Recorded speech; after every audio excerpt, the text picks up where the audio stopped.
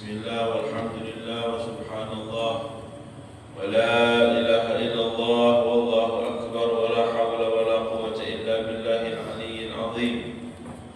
Adada kulli harfin kutib wa yuktab abadal abidin wa dahrad dahirin ya rabbal alamin. Allahumma aftah alaina hikmataka wa anshur alaina rahmatak. Allahumma salli ala sayyidina Muhammadin an-nur المذهب للنسيان والجهل والكسل والضلال والزلل بنوره وعلى آله وصحبه وسلم.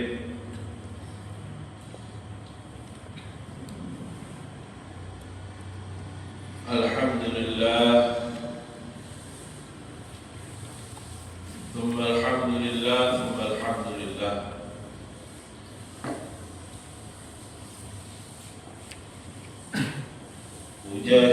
Puja puji dan syukur selalu kita haturkan kehadirat Allah Subhanahu wa ta'ala atas segala macam nikmat yang Allah Subhanahu wa ta'ala berikan kepada kita.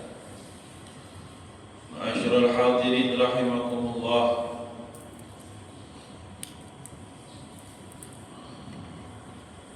Jangan menunggu nikmat yang besar untuk kita syukuri.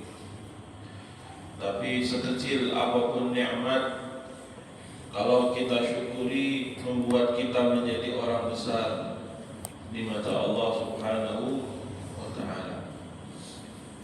Terkadang seorang hamba lupa untuk mensyukuri nikmat Allah Subhanahu wa ta'ala. Mungkin kalau kata orang Palembang nak nunggu duit segepoknya baru ingat alhamdulillah. Itu rasa syukurnya langsung dari hati. Kalau nikmat al-ma'luf, apa nikmat ma'luf? Nikmat yang biasa dia rasakan sehari-hari. Seteguk air, sesuap nasi, satu tarikan nafas, lalu nafas yang dibuang kembali. Terus itu tidak besar.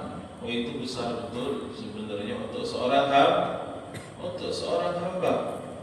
Ini nikmat harus betul-betul disyukuri agar kita menjadi arif billah, agar kita menjadi orang yang betul-betul kenal kepada Allah Subhanahu wa ta'ala. Oleh karenanya Sayyidina Nabi sallallahu alaihi wasallam mengajarkan banyak sekali doa-doa yang isi daripada doa itu adalah hamd, pujian atas Allah Subhanahu wa ta'ala. Kita habis makan alhamdulillah, habis minum doanya alhamdulillah, pakai baju alhamdulillah.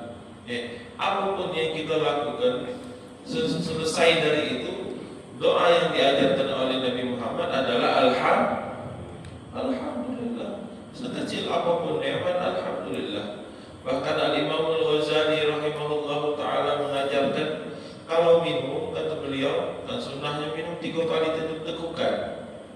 Setiap kita minum bismillah setelah 1 tekukan, bukan setelah segelas. Setelah 1 tekukan ucapkan alhamdulillah. Minum lagi 1 teguk, alhamdulillah. 1 teguk lagi, alhamdulillah.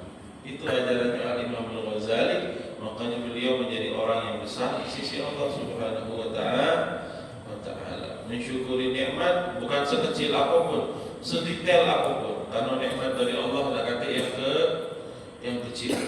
Nabi Muhammad sallallahu alaihi wasallam pernah mengingatkan di dalam sebuah hadis, kata Nabi, "Man asbaha minkum aminan fi sirbihi mu'afan fi jasadihi indahu qutu yaumihi faka'annama hizat lahu dunya bihadzafiriha."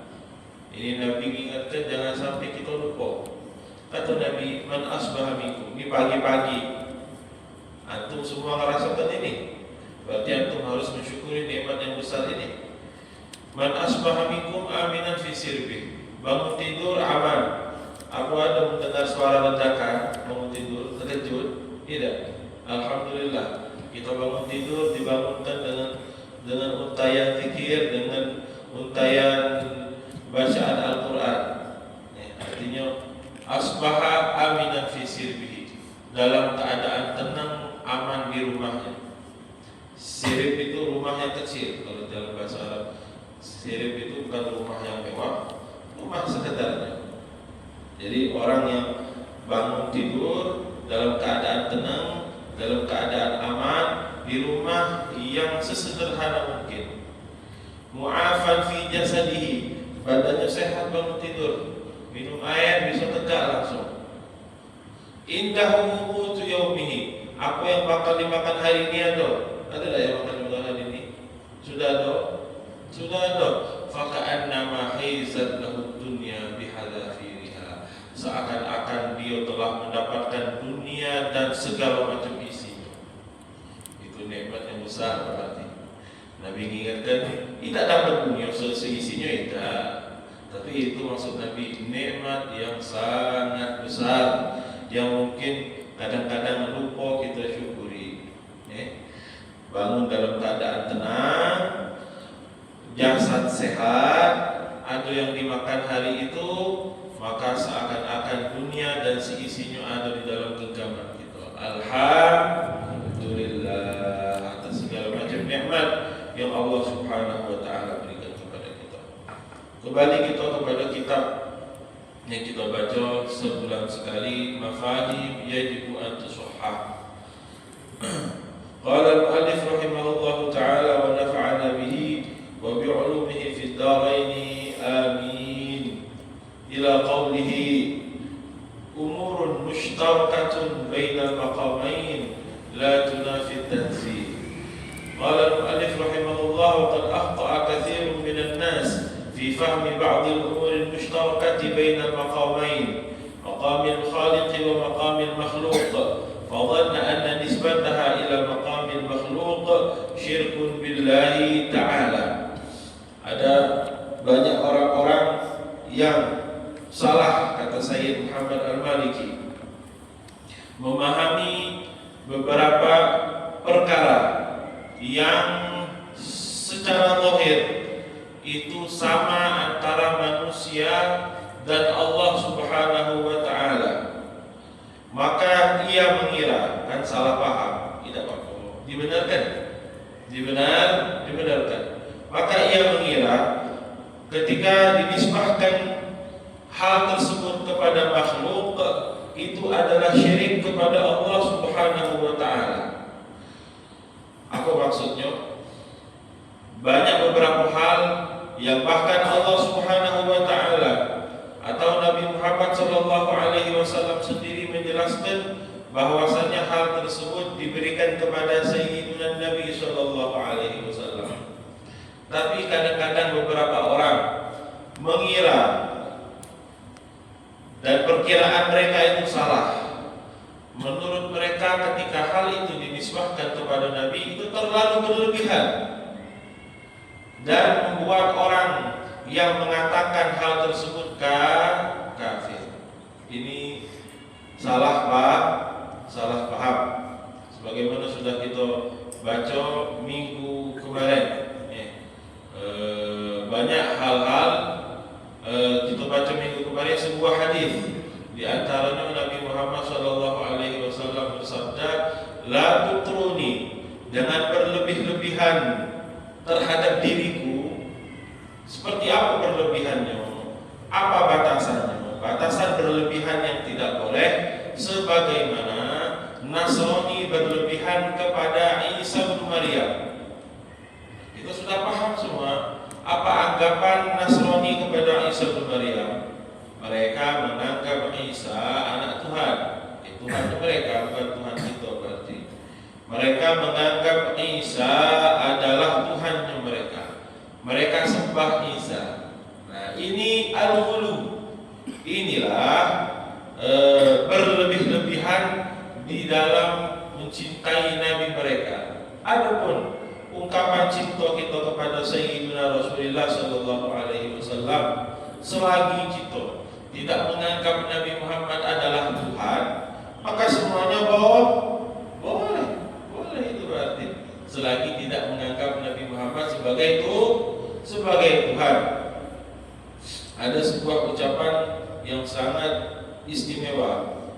salah seorang syekh yang sampai sekarang masih hidup, namanya Syekh Syarif Hatim Al-Amni.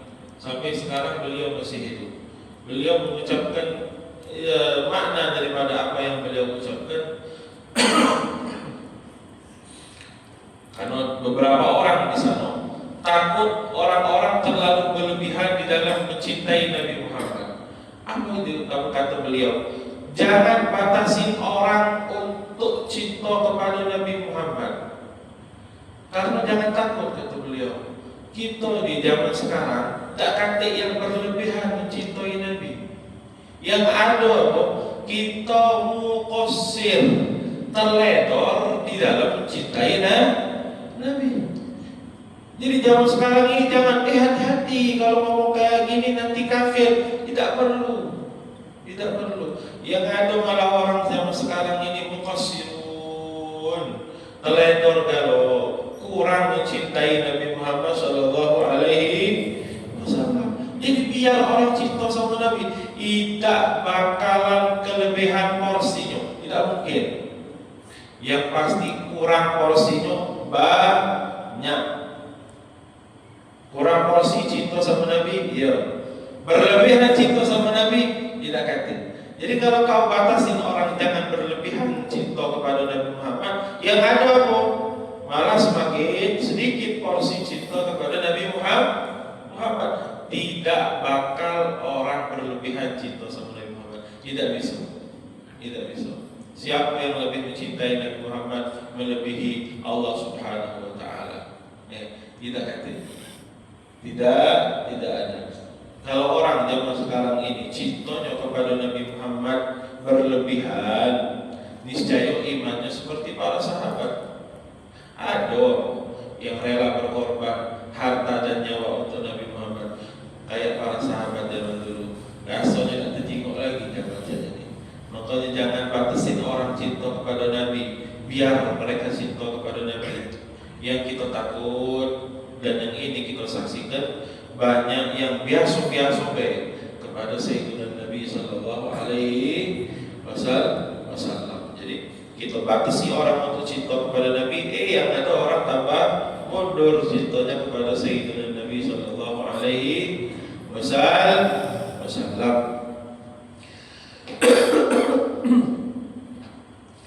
ومن ذلك بعض الخصائص النبوية مثلا التي يخطئ بعضهم فهمها فيقيسونها بمقياس البشرية ولذلك يستكثرونها ويستعظمونها على رسول الله صلى الله عليه وسلم ويرون أن وصفه بها معناه وصفه ببعض صفات الألوهية وهذا جهل محض لأنه سبحانه وتعالى يعطي من يشاء وكما يشاء بلا موجب ملزم وإنما هو تفضل على من أراد إكرامه ورفع مقامه وإظهار فضله على غيره من البشر وليس في ذلك انتزاع لحقوق الربوبية وصفات الألوهية فهي محفوظة بما يناسب مقام الحق سبحانه وتعالى. Yang ingin Abu yang tekankan mas di sini, Sayyid Muhammad tekankan di sini mengenai perkara yang terkadang menurut beberapa orang ini khusus untuk Nabi, ternyata khusus untuk Allah, ternyata hal ini pun boleh dinisbahkan kepada manusia. Ada beberapa khususiyah, kelebihan-kelebihan Nabi Muhammad Sallallahu Alaihi Wasallam.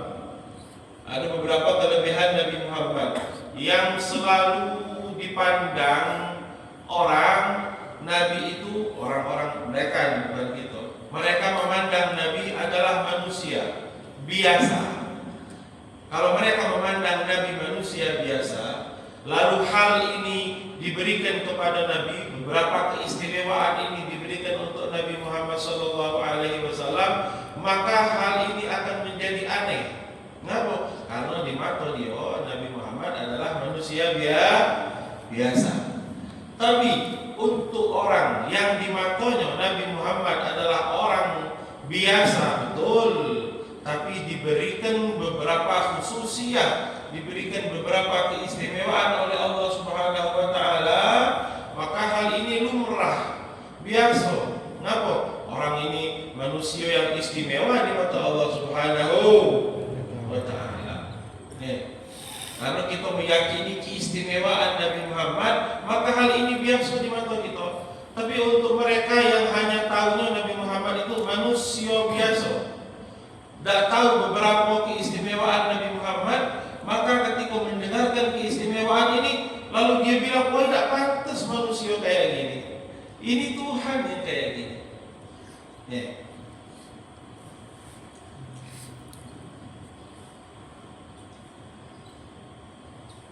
Nabi Muhammad betul manusia. Sebagaimana kita jelaskan kemarin. Nah, bahkan Nabi sendiri disuruh Allah Subhanahu wa Ta'ala menjelaskan, qul innama ana basyarum mithlukum. Aku adalah manusia seperti kalian. Tapi ini Al-Muhib, pecinta Nabi Muhammad, memandang sisi kemanusiaan Nabi itu adalah mukjizat terbesarnya Nabi. Kok manusia mendapatkan kemuliaan seperti ini dari Allah Subhanahu wa Ta'ala? Paham? Manusia tapi mendapatkan wahyu dari Allah Subhanahu wa Ta'ala. Jadi kalau mereka melihat Nabi itu manusia biasa, nah dengan kayak gitu mereka ngomongnya. Tapi kalau kita bukan kayak gitu. Nabi Muhammad, Nabi itu manusia. Betul, orang kayak gitu manusia. Orang dengan kemuliaan sebesar itu manusia. Beda kan? Kalau kita ucapannya kayak gitu, yang ada di dalam otak kita, betul, orang semulia itu adalah manusia biasa. Rasanya bukan manusia orang kayak gitu, malaikat tadi. Tapi kalau mereka tidak, sama kayak orang-orang yang terdahulu, orang yang mengingkari Nabi Musa, Nabi Isa, Nabi Syuaib dan lain sebagainya. Mereka bilang, itu kan manusia biasa, masa manusia kayak gitu? Tidak mungkin. Tapi kalau kita bukan kayak gitu, kita ketika mendengarkan bahwasanya Nabi itu manusia, kita bilang, Masya Allah, manusia seperti ini. Wah, ini bukan manusia. Manusia dapat wahyu dari Allah Subhanahu wa Ta'ala, hebat betul. Manusia bilang, aku bisa melihat antum di belakang seperti aku melihat antum di depan. Waduh, ini manusia seperti apa? Ini hebat betul. Manusia kok bisa di tangannya ada syafaat dari Allah Subhanahu wa Ta'ala. Nabi bilang, itu syafaat, aku diberikan syafaat keistimewaan dari Allah Subhanahu wa Ta'ala. Manusia yang bisa berpuasa sehari semalam, wisol, saumul wisol, manusia orang kayak ini. Oh, ini bukan manusia kayaknya. Manusia yang dia menjelaskan di dalam sebuah hadisnya, tanamu aynaya wa la yanamu qalbi. Iya betul, mata aku tidur tapi hatiku tidak pernah tidur dari hadratullah. Wow, ini manusia hebat betul kalau yang kayak gini manusia. Nah itu, kita memahami basyariahnya Nabi Muhammad sallallahu alaihi wasallam. Tapi mereka yang memandang Nabi itu manusia biasa, akhirnya mereka menganggap keistimewaan yang Allah berikan kepada Nabi terlalu besar untuk seorang manusia. Seandainya di dalam Al-Quran, di dalam hadis Nabi menjelaskan ada sesuatu yang kita pahami ini adalah milik Allah Subhanahu wa Ta'ala. Tahu-tahu Nabi Muhammad bilang atau Allah bilang Nabi Muhammad pun diberikan hal tersebut. Yang kita harus memahami ini sesuai kadar manusia. Bahkan Nabi Muhammad kan sudah bilang di dalam Al-Quran, qul la amliku li nafsi naf'an wa la dharran illa ma syaa Allah. Aku tidak memiliki, aku tidak bisa memberikan manfaat dan mudarat bahkan terhadap diriku sendiri kecuali atas izin Allah Subhanahu wa Ta'ala. Nah, kita tengok beberapa khususiyah yang Allah berikan kepada Nabi yang sebenarnya di dalam ayat yang lain, di dalam nas yang lain itu miliknya Allah. Ketika dinisbahkan kepada Nabi, kita harus pahami dengan makna yang sesuai dengan manusia. Kita tengok di antaranya asy-syafa'ah. Di dalam surat Az-Zumar Allah Subhanahu wa taala berfirman, "Qul lillahi syafa'atu jami'a." Syafaat itu miliknya Allah Subhanahu wa taala. Syafaat milik Allah. Di dalam sebuah hadis Nabi bilang, aku diberikan keistimewaan oleh Allah Subhanahu wa taala.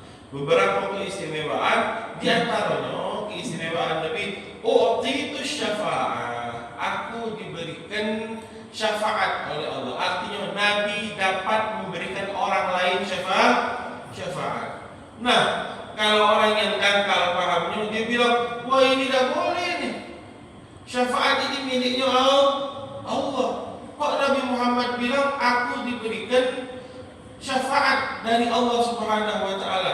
Aku diberikan izin untuk memberikan syafaat kepada orang lain. Bahkan di dalam hadis yang lain Nabi bilang, ana awwalu syafi'in wa musyaffa'. Aku adalah orang yang pertama kali dapat memberikan syafaat. Lah kan mudah untuk memahami ini. Dari tadi kita disebut Nabi Muhammad mendapatkan hal tersebut atas izin Allah Subhanahu wa taala. Syafaat milik siapa? Milik Allah. Lah kok Nabi bisa beri syafaat? Nabi bisa beri syafaat atas izin Allah. Kalau Allah tak izinkan Nabi Muhammad kasih syafaat, Nabi Muhammad tak bisa kasih syafaat. Paham? Kelar, tak ada masalah. Bahkan di dalam sebuah hadis yang lain, bukan hanya seorang nabi yashfa'u yaumal qiyamah al-anbiya, thumma al-ulama, thumma syuhada. Masih ada lagi orang di sana yang dapat memberikan syafaat kepada orang lain. Apakah mereka Tuhan? Ya bukan. Mereka dapat memberikan syafaat karena mereka diizinkan oleh yang memiliki syafaat tersebut, yaitu Allah Subhanahu wa ta'ala. Jadi harus kita pahami hal ini ketika dinisbahkan kepada manusia dan hal ini ketika dinisbahkan kepada Allah Subhanahu wa ta'ala. Lalu ada ayat yang lain yang berbunyi, ini hanya beberapa contoh, banyak hal lain di luar sana. Qul la ya'lamu man fis samawati wal ardi al-ghaiba illallah. Tidak ada yang mengetahui hal yang ghaib di langit ataupun di bumi kecuali Allah Subhanahu wa ta'ala. Hal yang akan datang atau hal-hal ghaib lainnya tak ada yang tahu kecuali Allah Subhanahu wa ta'ala. Boleh tak manusia mengetahui hal yang ghaib? Boleh tak Nabi Muhammad mengetahui hal yang ghaib? Kalau mereka baru baca satu ayat ini, mereka bilang tak boleh. Yang tahu ghaib itu hanyalah Allah Subhanahu wa ta'ala. Kalau ada orang yang tahu ghaib berarti dia mengaku Tuhan. Ini berarti baca Qurannya belum telah. Di dalam surah Al-Jin Allah Subhanahu wa ta'ala berfirman, Alimul ghaibi fala yudhiru ala ghaibihi ahada illa man irtada min rasul. Alimul ghaibi fala yudhiru ala ghaibihi ahadan illa man irtada min rasul. Allah Subhanahu wa ta'ala lah yang mengetahui hal-hal yang ghaib. Fala yudhiru ala ghaibihi ahada. Tidak ada yang dikasih tahu oleh Allah Subhanahu wa ta'ala. Lanjutkan ayatnya, illa man irtada min rasul, kecuali rasul yang diridhoi dan diizinkan oleh Allah untuk mengetahuinya. Artinya hal yang ghaib pun boleh diketahui oleh orang lain. Tapi siapa yang masih tahu? Allah Subhanahu wa ta'ala. Kalau Allah tak kasih tahu, bisa tahu? Tidak bisa tahu. Aman kalau kita memahami syariat seperti ini. Ayat berikutnya, contohnya khususnya yang Allah berikan kepada Nabi Muhammad, al-hidayah, mengenai hidayah. Di dalam sebuah ayat Allah bilang, innaka la tahdi man ahbabta walakinallaha yahdi man yasha. Ya Muhammad, engkau tidak bisa memberikan hidayah kepada orang yang engkau inginkan. Nabi Muhammad itu pening, pusing, capek melihat orang-orang yang tidak mau masuk Islam. Kalau kita ngajak orang sekali dua kali kita tinggalkan, sudahlah, tidak melok sudah, tidak mau diajak benar sudah. Tapi kalau Nabi Muhammad tidak, la'allaka bakhi'un nafsaka alla yakunu mu'minin. Kata Allah, mungkin engkau ya Muhammad keselnya, saking capeknya, pengen bunuh diri. Tidak pengen, maksudnya saking mengibaratkan capeknya Nabi Muhammad, keselnya Nabi Muhammad ketika orang tidak mau tidak masuk Islam. La'allaka bakhi'un nafsaka alla yakunu mu'minin. Capek betul Nabi ketika orang tidak mau masuk Islam. Tapi Allah bilang, ya Muhammad, innaka la tahdi man ahbabta. Bukan sesuai dengan orang yang kau ingin kasih hidayah langsung dia dapat hidayah, tidak. Tapi hidayah ada di tangan Allah Subhanahu wa ta'ala. Nah, dalam ayat yang lain, di dalam suratul Syura, Allah Subhanahu wa ta'ala berfirman, wa innaka latahdi, bukanlah. Kalau la artinya tidak, tapi ini lam taukid. Wa innaka latahdi ila siratal mustaqim. Ya Muhammad, engkau dapat memberi hidayah kepada jalan yang lurus. Nah, macam mana? Tadi Allah bilang Nabi Muhammad tidak bisa kasih hidayah. Sekarang Allah bilang, ya Muhammad, engkau bisa beri hidayah. Ya, kita harus pahami dengan kaidah maqamul makhluk sama maqamul khaliq. Beda maksudnya. Tangan hidayah di tangan Allah Subhanahu wa ta'ala, betul, atas izin Allah Subhanahu wa ta'ala. Siapapun dapat mengajak orang kepada jalan yang benar atas izin Allah Subhanahu wa ta'ala. Bahkan Nabi Muhammad sallallahu alaihi wasallam pun disebut oleh Allah Subhanahu wa ta'ala sebagai pintu hidayah, tapi atas seizin Allah Subhanahu wa ta'ala. Banyak lagi hal kalau kita berbicara mengenai Nabi Muhammad sallallahu alaihi wasallam. Ada juga sebuah ayat di akhir daripada surah Taubah, laqad ja'akum rasulun min anfusikum azizun 'alaihi ma 'anittum harisun 'alaikum bil mu'minina raufur rahim. Sebagian ulama tafsir al-mufassirun menurut mereka bil mu'minina raufur rahim itu adalah Nabi Muhammad sallallahu alaihi wasallam. Nah, yang mereka yang tidak paham maqamul khaliq sama maqamul makhluk, perbedaan sebuah hal ketika dinisbahkan kepada Allah dan dinisbahkan kepada manusia, mencak-mencak dia dengan ayat ini. Wah, ikut dia mendengarkan tafsir ini. Tidak boleh nafsirkan kayak gitu. Raufun Rahim itu sifatnya Allah. Kafir orang yang bilang ada manusia punya sifat Raufun Rahim. Kenapa harus bingung? Ini Raufun Rahim sesuai kadarnya manusia. Kita bilang ibu kita rahim kepada kita boleh? Ya boleh, memang ibu kita sayang sama kita. Tapi apakah sama sayangnya ibu kita kepada kita dan sayangnya Allah Subhanahu wa ta'ala kepada kita? Beda. Rasa sayangnya ibu tidak sebesar rasa sayangnya Allah kepada kita. Boleh kita bilang Ustaz ini rahim, baik sama nanti. Boleh. Bahkan rahimnya Ustaz kepada santrinya tidak sebesar rahimnya ibu kepada anaknya. Sudah pasti rasa cinta ibu lebih besar kepada anaknya. Untuk manusia baik, ketika kita nisbahkan hal ini kepada fulan dan kepada fulan, maknanya berbeda. Nah, begitu juga ketika kita nisbahkan kepada Allah. Ketika antum bilang Allah Raufur Rahim, sudah pasti maknanya berbeda ketika kita bilang Nabi Muhammad yang Raufur Rahim.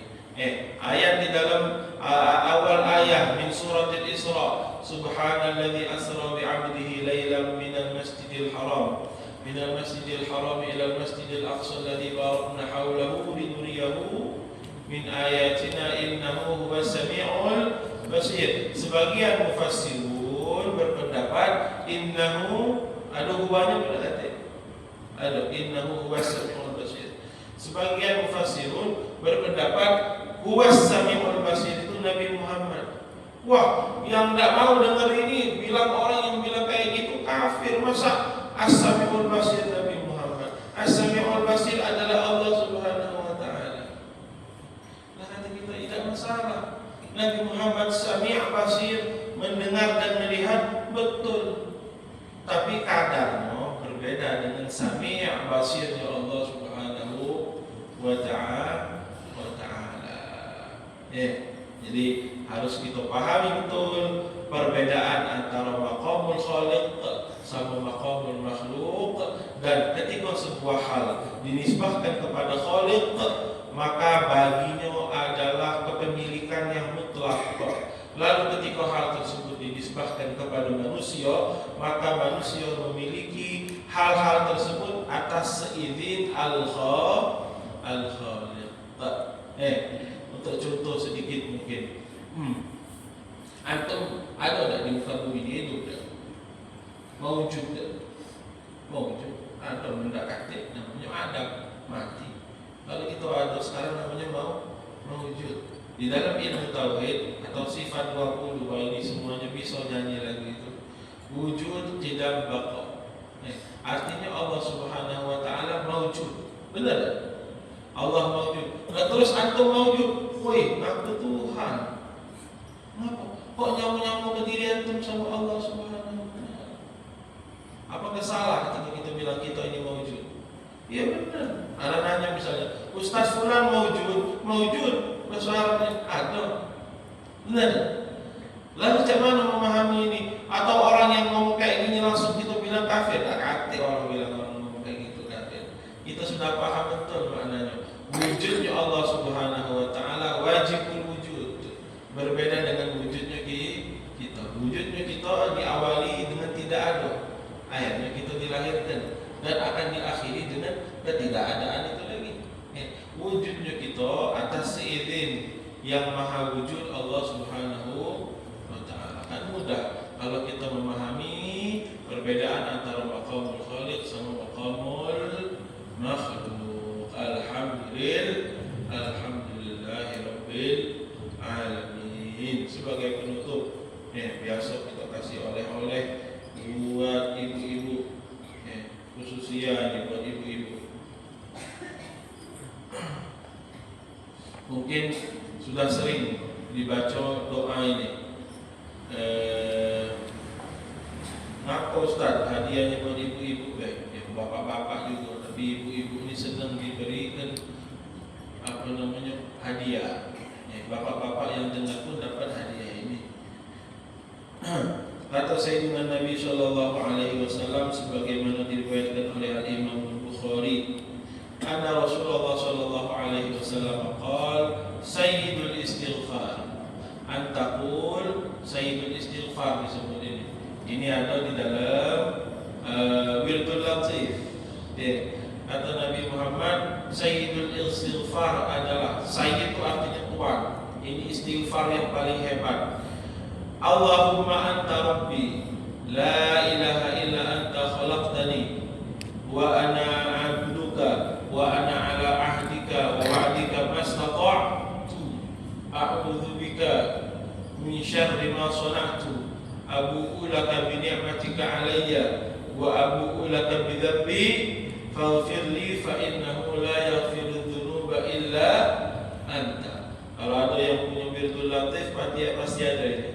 Sayyidul Istighfar. Apa keistimewaan ini? Kata Nabi, kalau Sayyidul Istighfar dibaca di pagi hari dengan yakin akan isinya bahwasanya Allah Subhanahu wa ta'ala adalah Tuhan dan seterusnya, yakin juga terhadap janji Nabi Muhammad untuk yang baca ini, famata min yaumihi, maka di sore harinya dia meninggal, fahuwa min ahli jannah, dia adalah ahli surga. Barang siapa yang baca ini di sore hari, maka sebelum pas ketemu sore lagi dia meninggal, atau di pagi harinya, di malam harinya dia meninggal, fahuwa min ahli jannah. Jadi dibaca di pagi hari, kalau meninggal di hari itu min ahli jannah. Dibaca di sore hari, kalau meninggal di sore hari itu atau di malam hari itu min ahli jannah. Ucapan yang sedikit, tapi kita ucapkan dengan betul-betul keimanan kepada Allah, dengan betul-betul keimanan kepada apa janjinya Nabi Muhammad.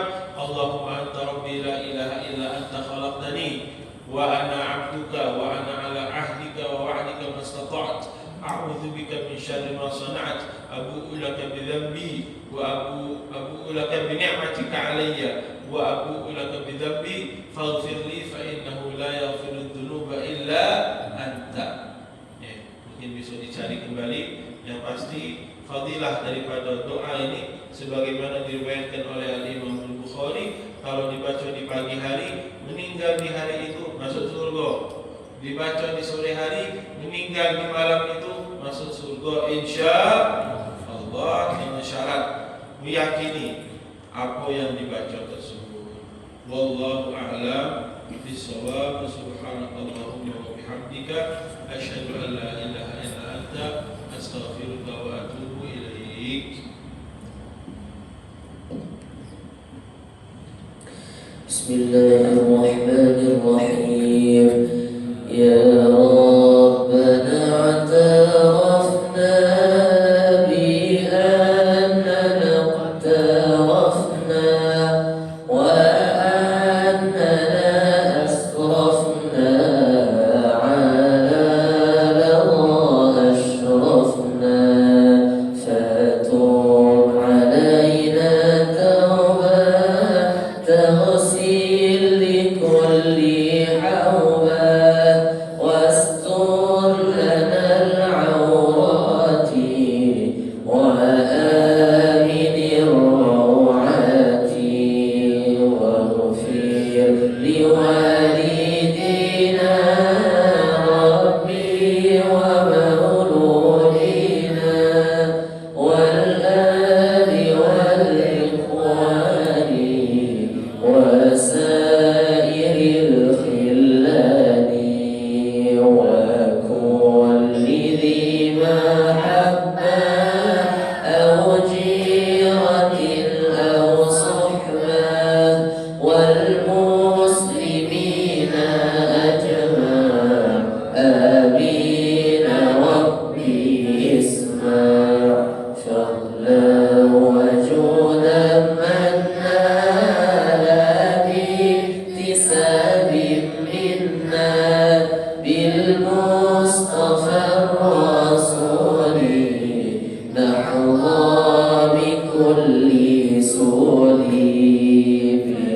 بالمصطفى الرسول نحظى بكل سول بالمصطفى الرسول نحظى بكل سول صلى وسلم ربي عليه عتى الحب وآله وصحبه عدد قش الصحب